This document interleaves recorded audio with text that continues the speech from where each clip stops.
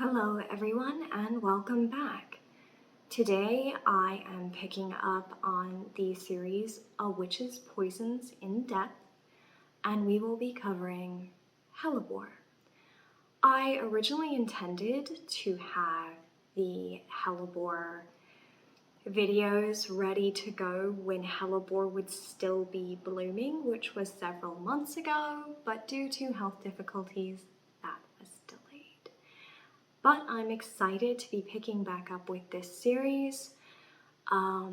As always, please remember, if you like our content, to like and subscribe and maybe leave us a comment. Additionally, I want to remind you all that patrons do receive exclusive content, including, for example, the notes that go along with this series. And as usual, my many pages of sources are available upon request. You can email us at staff@sanctumofthecraft.org and I will happily send them over to you. Now that I've gotten all of that out of the way, let's go ahead and get into this. I have a final disclaimer that I always forget to give, which is essentially that none of this information is intended as medical advice. I cannot legally provide medical advice. So even when I talk about the traditional medicinal benefits of a poisonous plant, that is not me telling you to go out and make use of it in that fashion. All right, I think that I've said everything that I need to say, and we can get into the content. So, there are so many species of Hellebore that are relevant to history, witchcraft, herbalism, and I originally thought I would separate out each of the most common species into their own class. But it turns out that a lot of the historical documentation of Hellebore does not make a distinction as to which Hellebore was being used. Helleborus niger, Helleborus foetidus, Helleborus viridis, Helleborus orientalis have all essentially been called Hellebore. And so I've just grouped them all together, and where there was a distinction made as to which specific species or variety or subspecies of Hellebore was being documented in a scientific study, in a historical record, then I do make that distinction. I do say which one it is, but otherwise it's all just called Hellebore. That being said, there is another issue with both historical and scientific documentation of Hellebore, which is that there is another species, false Hellebore, as it is called, that is sometimes referred to as Hellebore. False Hellebore, which is Veratrum, is actually, it's an entirely different species, but it gets called white hellebore or hellebore as well as false hellebore in the common names. And you'll find that through the historic record, they don't always make a distinction as to which one they're referring to. And I found frustratingly that as I was reading through scientific studies, I would get access to something that said it was discussing hellebore, and it would be discussing false hellebore.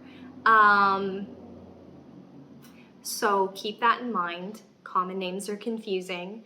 Just because something says Hellebore doesn't necessarily mean that it is actually Helleborus. And do your best to use scientific names whenever possible. All right, let's get into it. So, as I said, scientific name Helleborus.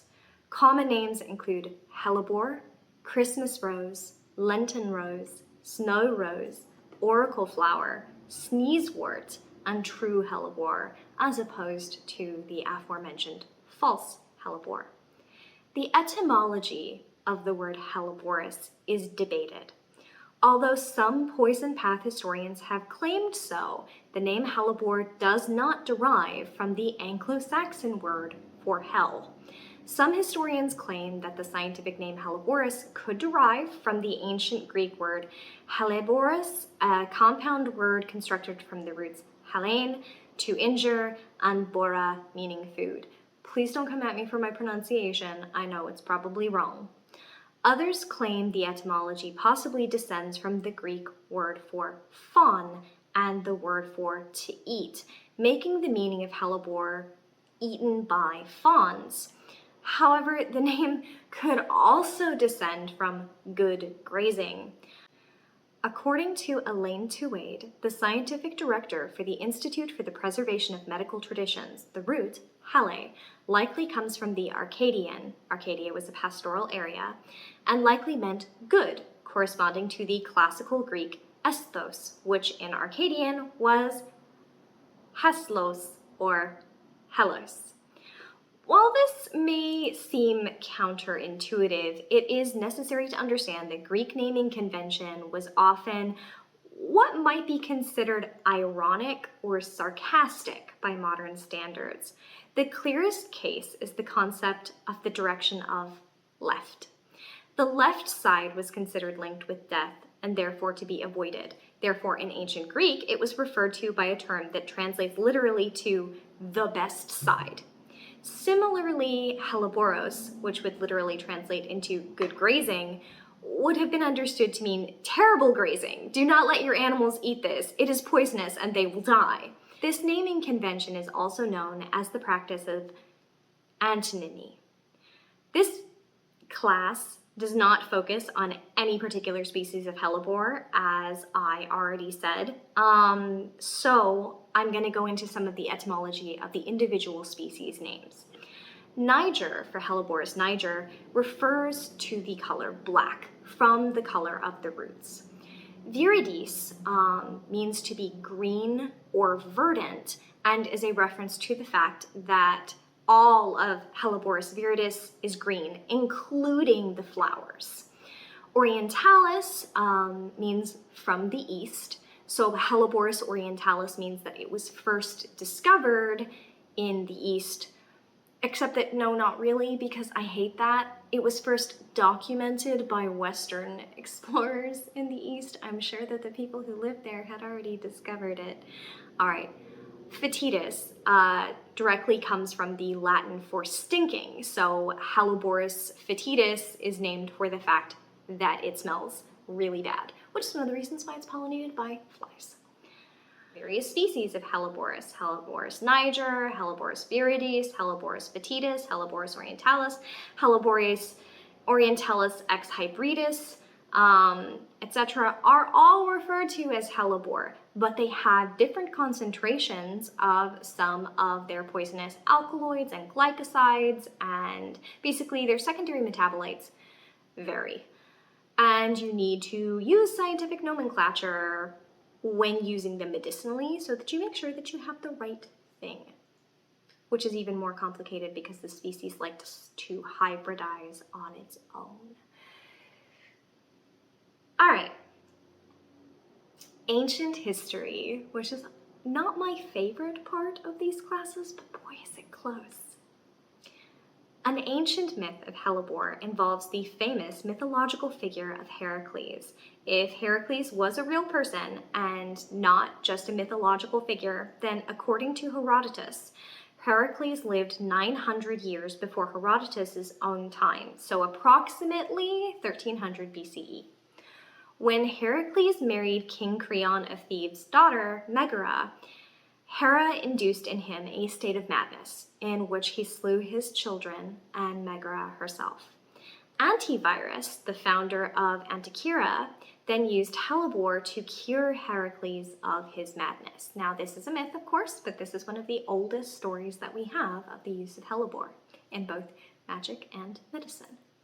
One of the most ancient records we have on Hellebore, and possibly the oldest surviving record of it from a Greek physician, was conveyed by Ctesias, circa 5th century BCE, also known as Ctesias of Cnidian or Ctesias of Cnidus, in his treatise on Hellebore. In my father's time and my grandfather's time, no physician administered hellebore, for they did not understand how powerful it was, nor did they know the correct dose to give. If someone administered hellebore, he ordered the patient to draw up a will, since he was going to be taking a serious risk. Many of those who took the drug choked to death, while only a few survived. Now, however, it seems to be safe. During the First Sacred War, or Kyrian War, which was fought between the Amphictyonic League of Delphi and the city of Kyra from 595 BCE to 585 BCE, the Paleo-Delphic Amphictyoni, controlled by the Thessalians, attempted to take hold of the sacred land, or Kyrian plain, of Apollo.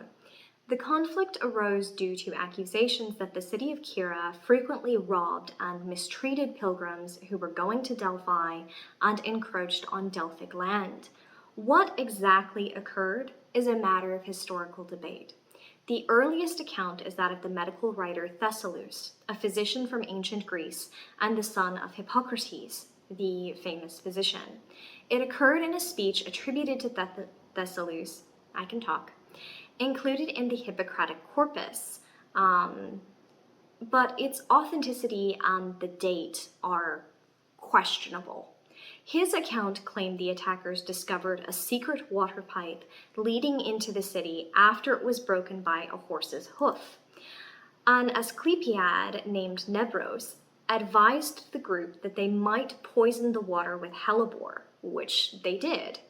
This soon rendered the defenders of the city so weak with diarrhea that they were unable to fight back.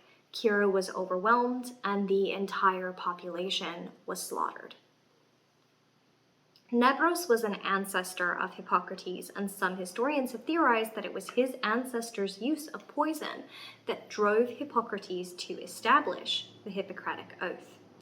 Later historians varied this account. According to Sextus Iulius Frontinus, who lived from circa 40 CE to 103 CE, a prominent Roman civil engineer, author, soldier, and senator, after discovering the pipe, the Amphictyonic League cut it, depriving the city of water and making those within it desperately thirsty.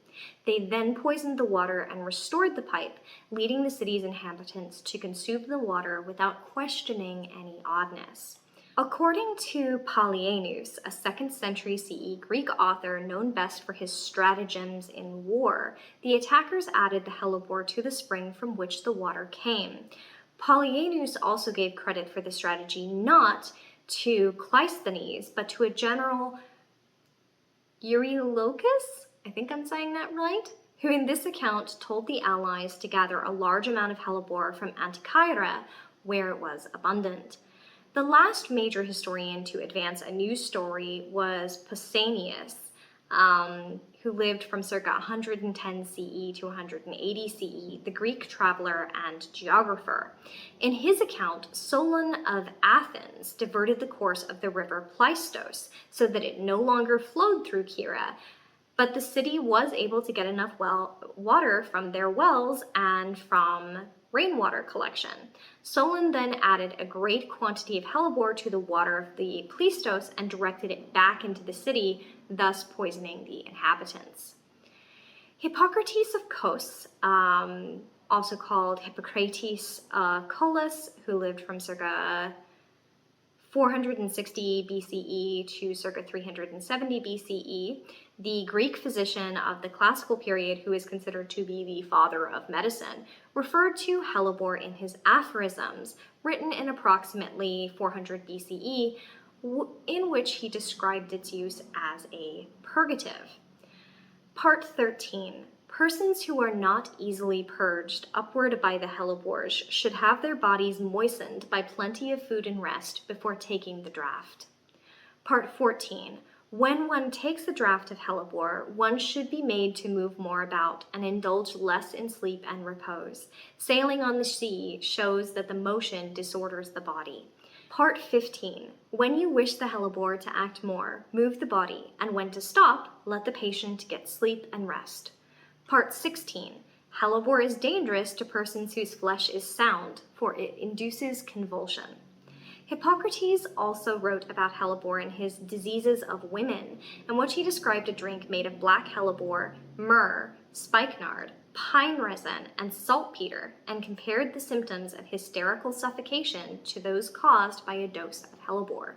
During the 4th and 3rd centuries BCE, hellebore became so broadly used and frequently administered for paranoia that people used the term helleborized to indicate that someone who had previously suffered from paranoid episodes had stabilized and returned to a normal functional state. The herb was also used to treat somatic diseases. Theophrastus, circa 371 BCE to 287 BCE, the successor to Aristotle, who is considered by some to be the founder of botanical science due to his books on plant etiology and plant history, also made use of hellebore. In his writings, he generated a classification of more than 500 medical plants known at the time.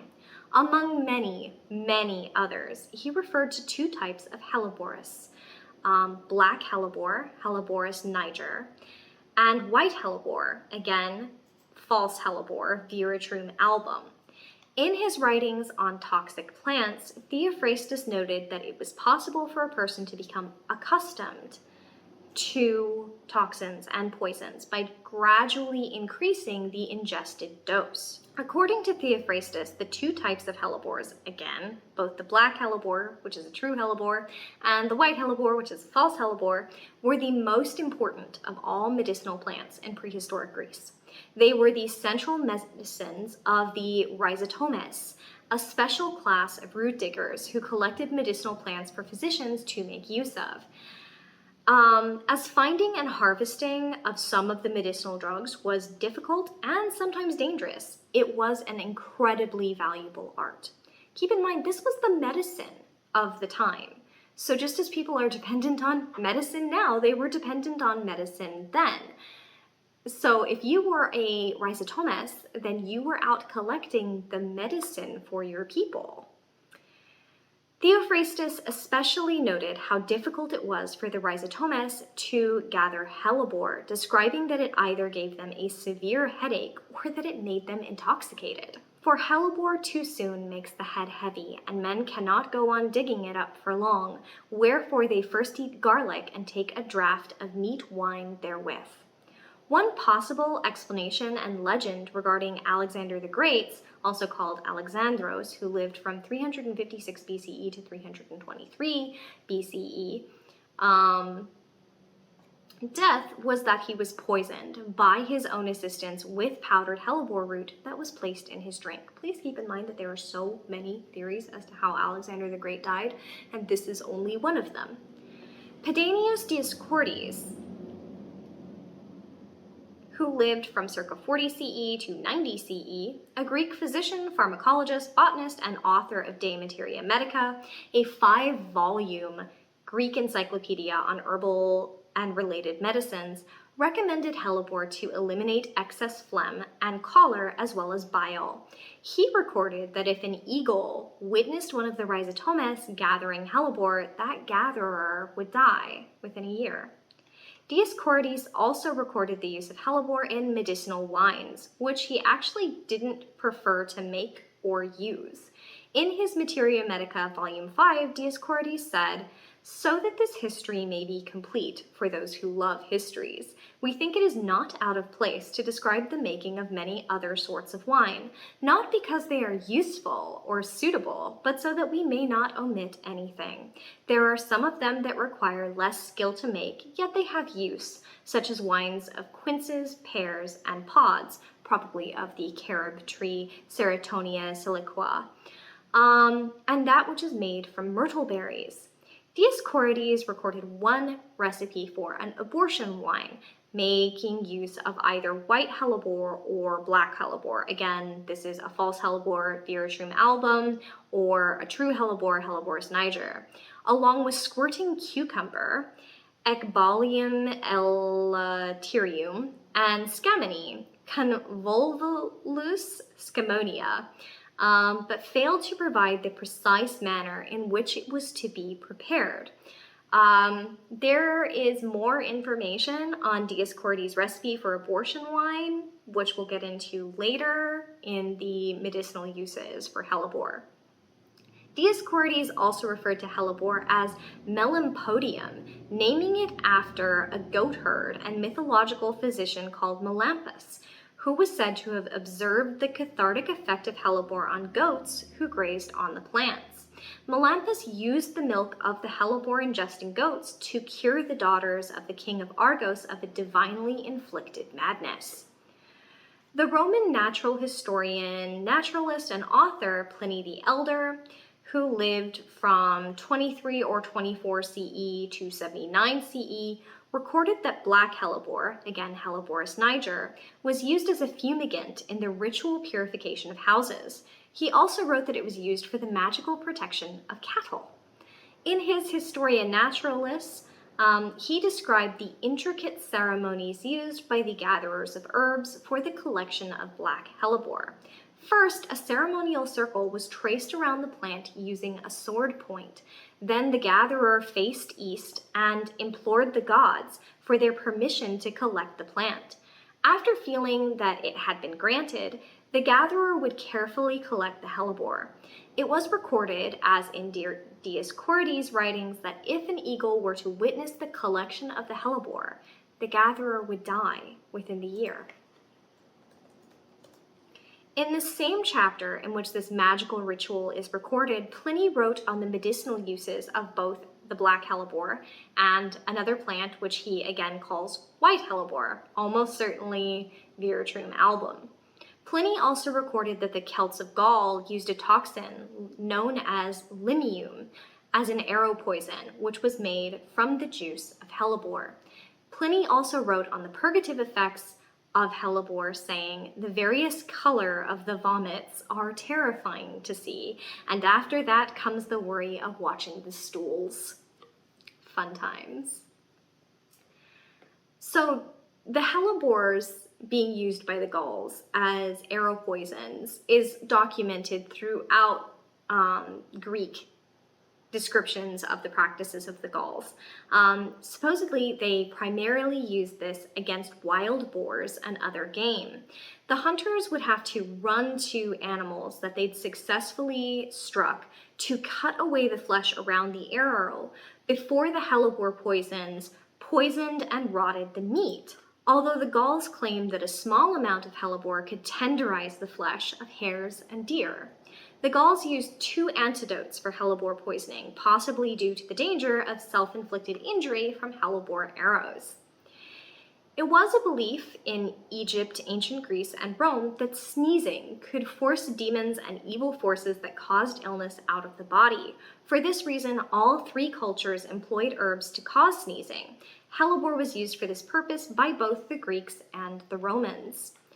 Greek medical author and physician Oribasius, who lived from circa 320 CE to 403 CE, wrote extensively in his synopsis on the uses of herbs for stimulating menstruation, preventing conception, and causing abortion.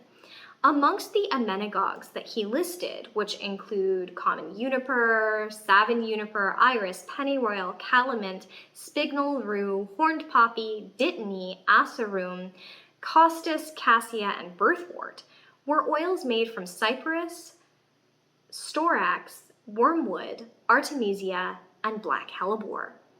Theodoret of Cyrus, who lived from circa 390 to 450 CE, claimed that the Samaritan Simon Magus, found in the biblical account of Acts 8, 9 through 24, was driving the people out of their wits using some kind of magical means. Theodoret claimed that Simon was a heretic who had used love philters. Epiphanius, who lived from circa 320 to 400 CE, claimed specifically that the love philters and potions were made using hellebore. Simon, pretending that he was mixing hellebore with honey, added a poison for those whom he hunted into his mischievous illusion under the cloak of the name of Christ, and compassed the death of those who believed. Macer, who was possibly Odo of Meung or possibly Marbode, who lived from circa 1035 CE to 1123 CE, the disputed but possible author of one of the most influential and widely read herbals in the Middle Ages, De Virtutibus Herbarum, in the second half of the 11th century, wrote a long poem that explicitly detailed the use of herbal emmenagogues, abortifacients, and contraceptives. Amongst those he explicitly listed as abortifacients rather than emmenagogues were rue, Italian catnip, pennyroyal, savory, sage, soapwort, nasturtium, cabbage seeds, elecampane, cyperus, century plant, colubrina, water germander, white hellebore, and true hellebore or black hellebore, Helleborus niger. Hildegard of Bingen, also known as Saint Hildegard, and the Sibyl of the Rhine, who lived from circa 1098 CE to 1179 CE, the German Benedictine abbess, polymath, writer, composer, philosopher, mystic, visionary, and medical writer and practitioner during the High Middle Ages, wrote about black hellebore. Black hellebore possesses both fiery heat and coldness. A person in whom the worst death-bearing humors are stirred up so that they bubble up on some limb with what they call Freisleich should eat black hellebore constantly and he will get better. One who has quartan fevers should eat black hellebore at their approach and he will be better. One who is greatly tormented by Geist and eats hellebore during that torment will be better. One who has burning fevers in his stomach should cut up some in wine and heat this wine. He should drink it warm and he will be better. In the illustrated herbal Tractatus de Herbis, painted in 1440 CE, true hellebore and false or white hellebore are shown side by side. Geoffrey Chaucer, who lived from circa 1342 CE to 1400 CE, the English poet and author, wrote in The Nun's Tale, "And in this town there's no apothecary. I will myself go find some herbs for you that will be good for health and pecker too. And in our own yard all these herbs I'll find, the which have properties of proper kind." And later mentions some herbs by name, of laurel, centaury, and fumitory, or else of hellebore, purificatory, or caper spurge, or else of dogwood berry, of herb ivy, all in our yard so merry. Hellebore is often referred to as the Christmas rose, both due to the fact that they bloom during winter and due to a legend that the plant grew from the tears of a young girl who had no gift to give to the Christ child when he was born in Bethlehem. The botanist Otto Brunfels, who lived from 1489 CE to 1543 CE, explained why hellebore is also referred to as Christ's root. It is called Christ's root because it blossoms on Christmas Eve and its flower is all green, so probably referring to Helleborus viridis. That is where this name comes from. I have seen it myself. You may jest about it all you want. It is called sneezing root because in the form of a powder, it makes one sneeze. In the 16th century, Jewish mysticism made use of fumigations that consisted of toxic metals, minerals, and plants that were said to purge demons, restore cheer, and banish melancholy. One of the toxic herbs used in these fumigations was black hellebore, again, Helleborus niger. John Gerard, who lived from circa 1545 CE to 1612 CE, the English herbalist and author of the incredibly popular 1,484-page illustrated herbal or general history of plants, recorded that true and false hellebores were still used for purgative purposes during the period of his writing, and that the white hellebore was considered to be more dangerous than any other. Again, remembering that white hellebore is not real hellebore, it's false hellebore. Gerard recorded wild and garden forms of Helleborus niger and Helleborus foetidus, but not the Lenten rose, Helleborus orientalis. Gerard described hellebore: "It floreth about Christmas, if the winter be mild and warm, called Christ herb. This plant hath thick and fat leaves of a deep green color, the upper part whereof is somewhat bluntly nicked or toothed, having sundry divisions or cuts, in some leaves many, in others fewer, like unto a female peony. It beareth rose-colored flowers upon slender stems, growing immediately out of the ground, a hand-breadth high, sometimes very white, and oft-times mixed with a little show of purple, which being faded, there succeed small husks, full of black seeds. Their roots are many, with long black strings coming from one end. Hellebores, especially Hellebore spetitis, the stinking hellebore, were widely used in veterinary medicine into the Renaissance. One particularly odd use was for helping coughing cattle, which involves slitting open the dewlaps, a fold of loose skin hanging from the neck of certain animals, such as cattle or dogs, which is similar to the wattle of some birds, and inserting a piece of hellebore root. It was also commonly used to bless cattle in order to protect them from evil spirits and evil spells, just like way back in Greek antiquity. During the witch trials in 1596 CE, an accused witch named Agnes in Gerhardt's Hesse said that she had made use of a flying ointment that was rubbed on the feet that consisted of tansy, hellebore, probably Helleborus niger because that's what was in that area at that time, wild ginger, which was probably Asarum europaeum linnaeus, butter, and egg.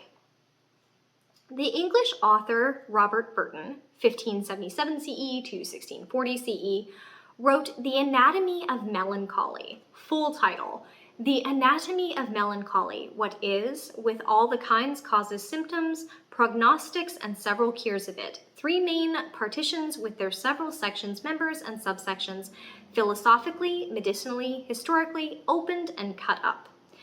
First published in 1621, but republished 5 more times over the following 17 years with massive alterations and expansions. I just want to say, my sympathies, my dude. I know that you lived, in the 1600s.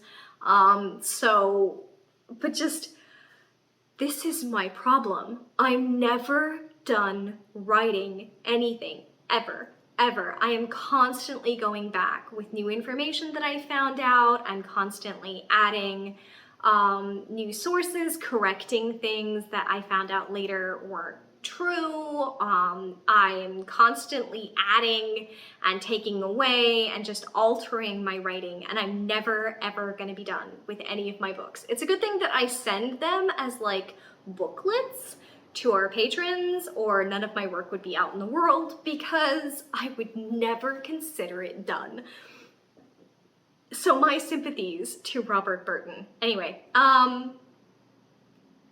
although presented as a medical textbook on the subject of melancholia, what would in modern terms be considered clinical depression, it actually serves as an encyclopedic exploration of human emotion through the lens of 17th century academia and philosophy. Burton referenced hellebore as a potential treatment for melancholy. Borage and hellebore fill 2 scenes, sovereign plants to purge the veins of melancholy and cheer the heart of those black fumes which make it smart. Nicholas Culpeper, 1616 CE to 1654 CE, an English botanist, herbalist, physician, and astrologer who wrote The English Physician, an incredibly popular 17th century book on popular remedies, mentioned using black hellebore, specifically to cure a callus fistula. Take the root of black hellebore, bring it to powder, and leave of it in a callus fistula 2 or 3 days together. It will consume it quite. In American Medicinal Plants, Charles F. Millspaugh, 1854 CE to 1923 CE, an American botanist and physician, claimed that all hellebores shared the same effects on the body. However, he ranked the different species in terms of the strength of their poisonous effects. He claimed that Helleborus niger and Helleborus foetidus were the most suitable for medicinal use, being the least poisonous, and that Helleborus viridis was not to be used very often medicinally because of its greater strength.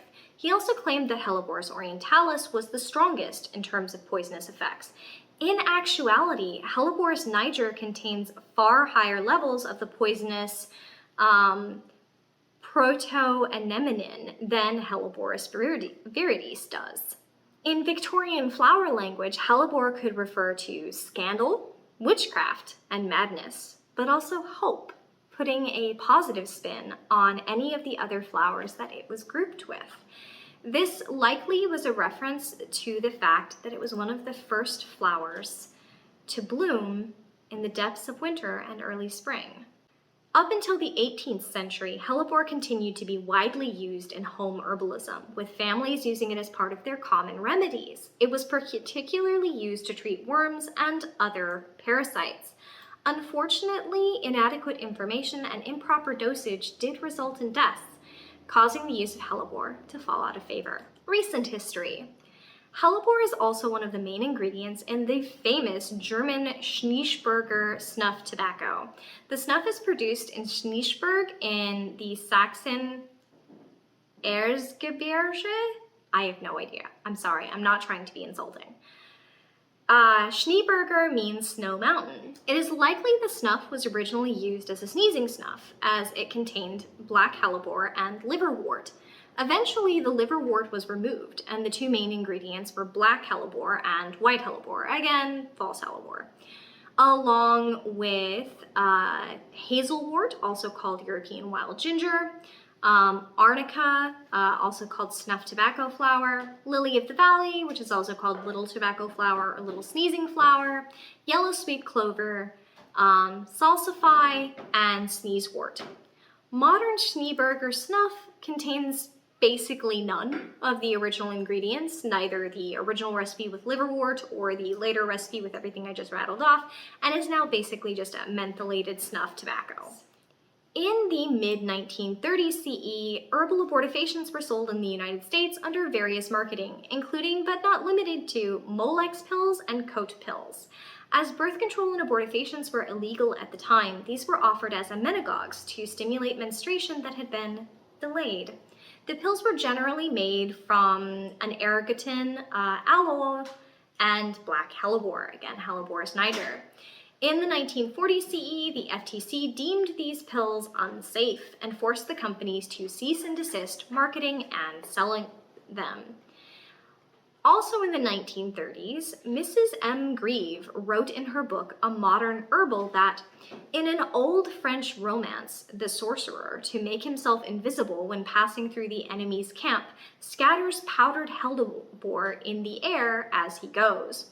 Although I've attempted to track down the source for Mrs. M. Grieve's claim, I haven't been able to find an earlier version of the story, just more authors repeating, almost verbatim, Mrs. M. Grieve's version, and none of those predate her account. I'm not saying that that means it doesn't exist. Maybe someday I'll be in an archive in France trying to struggle through things with my 4 years of high school French, and I'll find the story in some old book that she happened to own a copy of.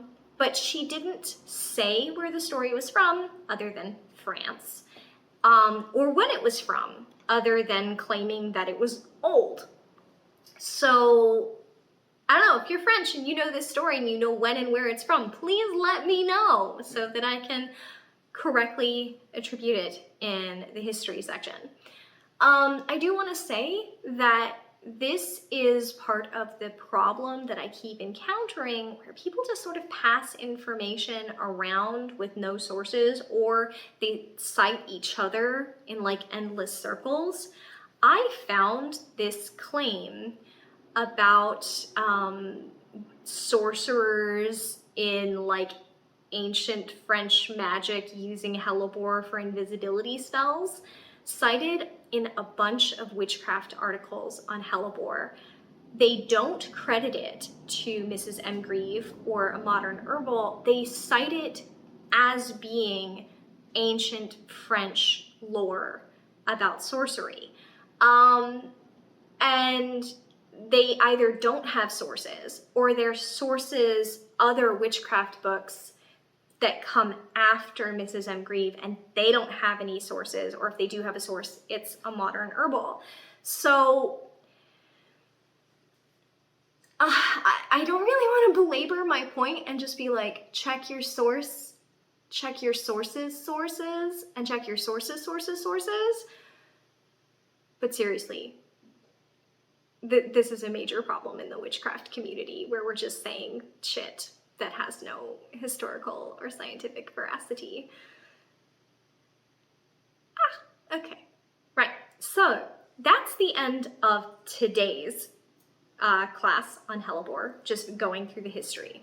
I will pick up on the effects on the body, how poisonous and harmful the various Hellebores are, cases and incidents of poisoning, outcome and management, and the medicinal uses, and the magical uses next time. I'm splitting the class up so it's not so long. But this is the history. As I said at the beginning of the video, please remember to like and subscribe and potentially become a patron. Patrons do gain access to all of my notes and all of this writing, as well as stuff that doesn't make it onto the public channel. We do have private content as well, including private magic classes. So you can find us on Patreon under Sanctum of the Craft. And please remember to leave a comment and ask me what else you want to see from our channel, what kind of content you're looking for. Anyway, be safe out there, and I hope that all of you are having a great day.